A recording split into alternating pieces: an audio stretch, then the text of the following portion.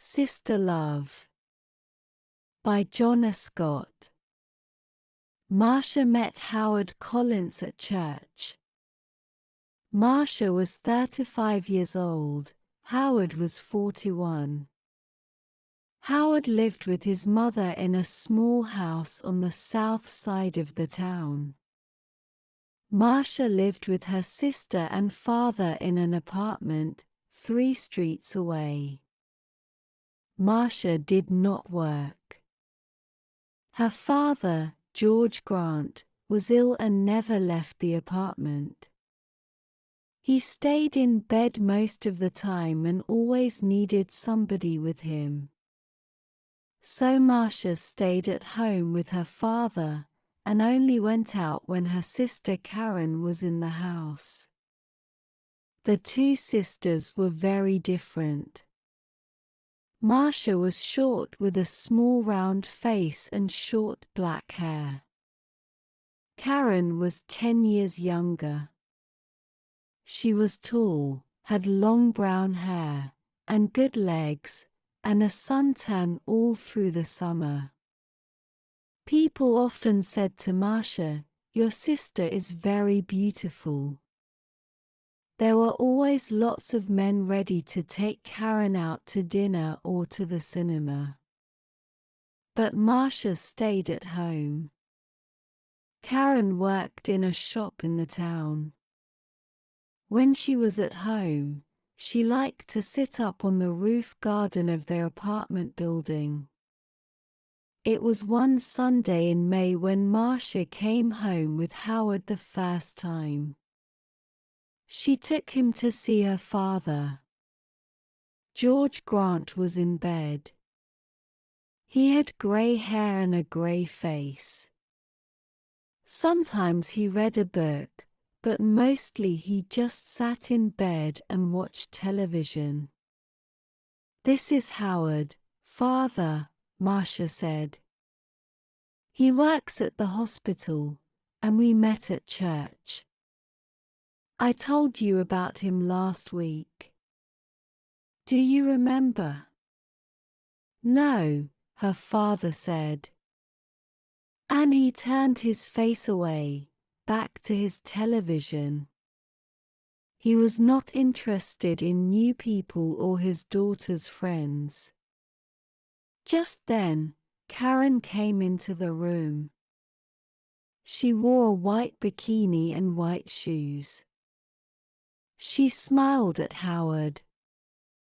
"So you're Howard," she said.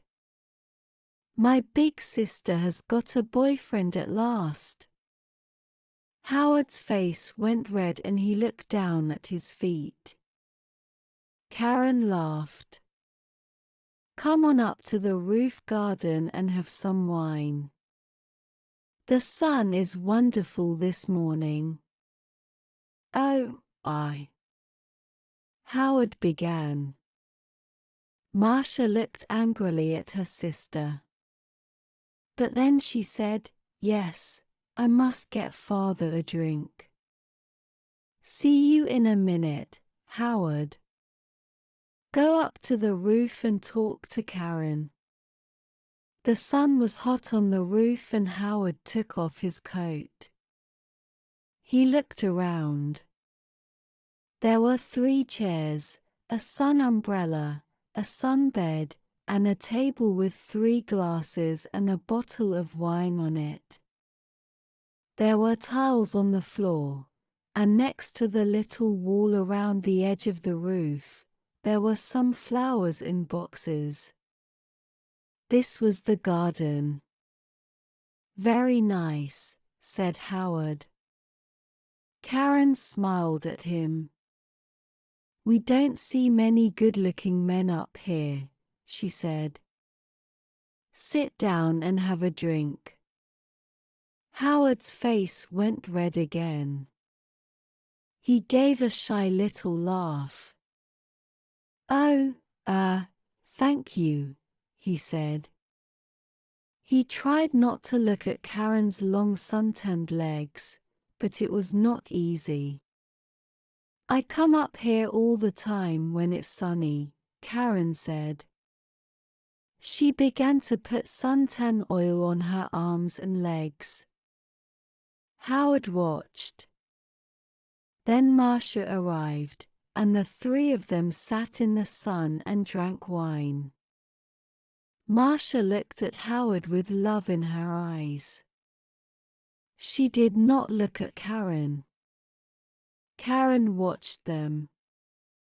Her eyes went from her sister to Howard and back again to her sister. She smiled. It was not a nice smile. Every Sunday morning after that, Marcia brought Howard home for a glass of wine after church. Howard stopped his car in the street outside the apartment building, and Marcia said, "Sound the horn, Howard. Tell Karen we're here, then she can get the wine ready." So Howard gave 3 little toots on his car horn. On sunny days, Karen always came to the wall at the edge of the roof and looked over to wave at them. Then she went to get the wine. She always wore her bikini or a very short skirt. Marcia never wore short skirts or a bikini. "My legs are too fat for bikinis," she told Howard. "Your legs are very nice," he said shyly. One day in June, Karen asked Howard, "What time do you finish work, Howard?" "About 6 o'clock," he said. "Could you bring me home after work?"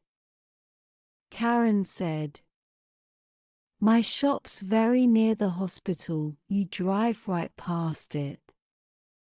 And you only live 3 streets away from us." "There's a very good bus," said Marcia quickly. "It stops outside our building." "But the bus is so slow," Karen said. "Please, Howard." Howard looked from one sister to the other. "Oh, well, yes, all right then," he said. "Thank you," Karen said, and gave him a quick kiss. So every evening Howard drove Karen home. On the first Friday, they were an hour late. When they arrived, Marcia was at the door of the apartment building. "What happened?" she asked. "Why are you so late?" "There was an accident," Karen said. 3 cars, all across the road on that hill by the cinema, you know. We couldn't get past, we couldn't go back. There were so many cars. Nobody could move." Howard said nothing. It was a long, hot summer that year. Marcia went to church every Sunday morning, and Karen stayed at home with their father. When it was sunny, and it often was, Karen went up to her sunbed on the roof. When Marcia went up to the roof garden, she always sat under the umbrella. But Karen put on lots of suntan oil and sat in the sun in her bikini. "The hot sun's not good for your body," Marcia said. Karen laughed. "Howard likes my body." "No, he doesn't," Marcia said angrily. "Oh, he does," Karen said. "He's very shy with women, but he always looks at my body very carefully. He does it all the time. Perhaps he wants me to take off dash." "Stop it, Karen," Marcia said. "Don't say those things." Karen laughed. What's the matter, big sister? Are you afraid I'm going to take him from you? Marcia did not answer. The next Sunday, Howard phoned Marcia early in the morning. I don't feel very well, he said. I'm not going to church today. My love, I'm sorry, Marcia said. Can I phone you when I get home? Yes, of course, he said. I can't phone before 1 o'clock, Marcia said. I'm going to be late back because there's a meeting after church. Something about Africa, I think. Oh yes, I remember, Howard said. But Marcia was wrong. There was no meeting after church that morning. It was the next Sunday. So she left church at the usual time and arrived home at 11:45. First, she went in to see her father, but he was asleep. Then she phoned Howard, but there was no answer. Perhaps he's sleeping, she thought. And his mother doesn't want to answer the phone. She went to her room and put on a long summer skirt. Then she went up to the roof garden. She put her hand on the door to the roof, and stopped. The door was half open and she could hear voices. There was someone with Karen. A man. Howard. Howard. Marcia listened. I feel bad about this, Howard said. We must tell Marcia soon, Karen. No, Karen said quickly. She gave a little laugh. It's our secret, Howard. Only for a little longer. All right? I don't like. He began. But you do love me, Howard, Karen said. Not Marcia? Say you love me. Please. Marcia suddenly felt cold. You know I do, Howard answered. But dash. Karen kissed him. It's our little secret. Oh, is your car outside, my love? We don't want Marcia to see it.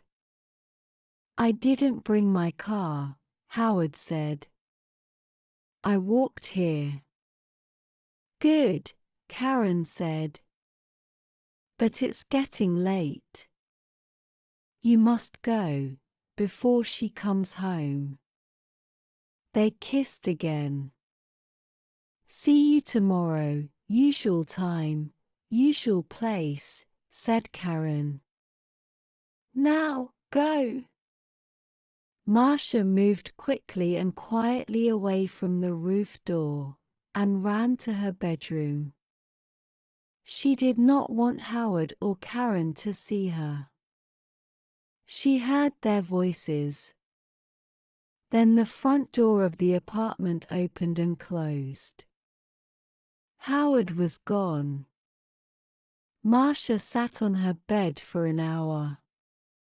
Why, she thought. Why does she do it? I stay at home with an old man all the time.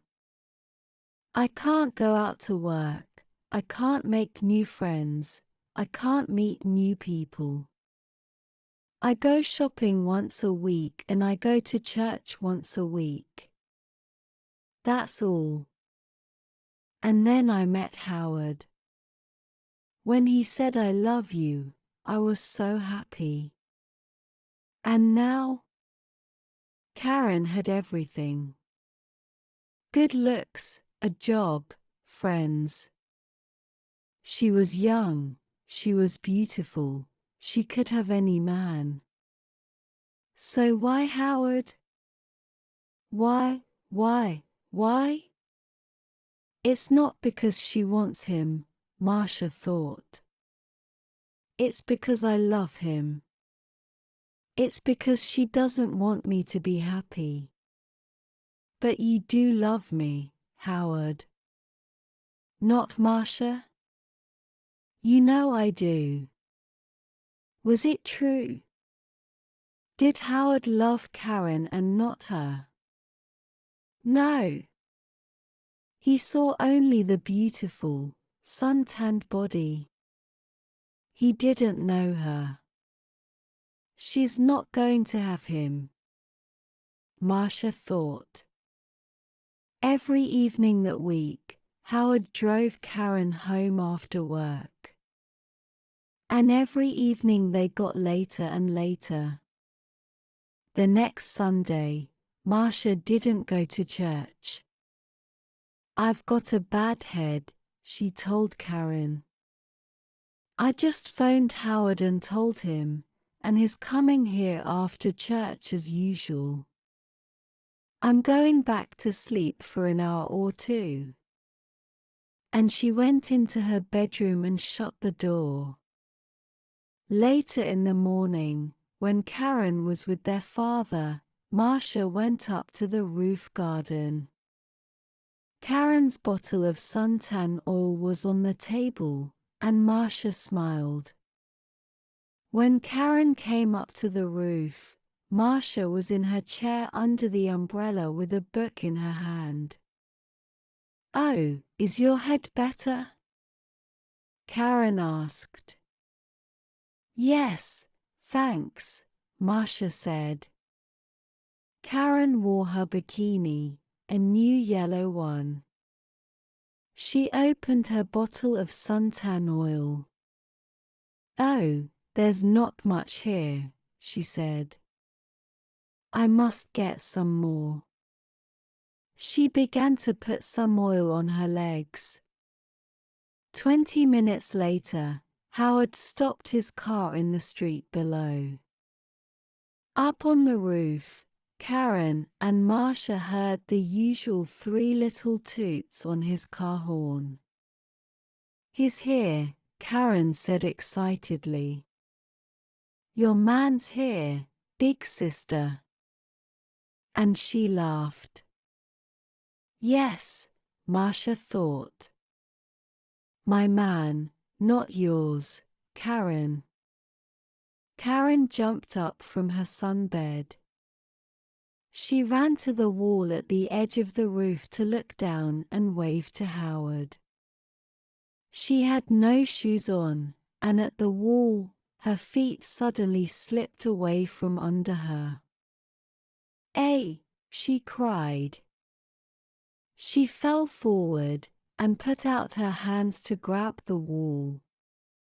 But the top of the wall was slippery too.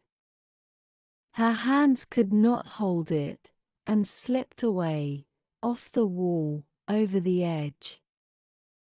And her body went on too, over the edge of the wall, and down.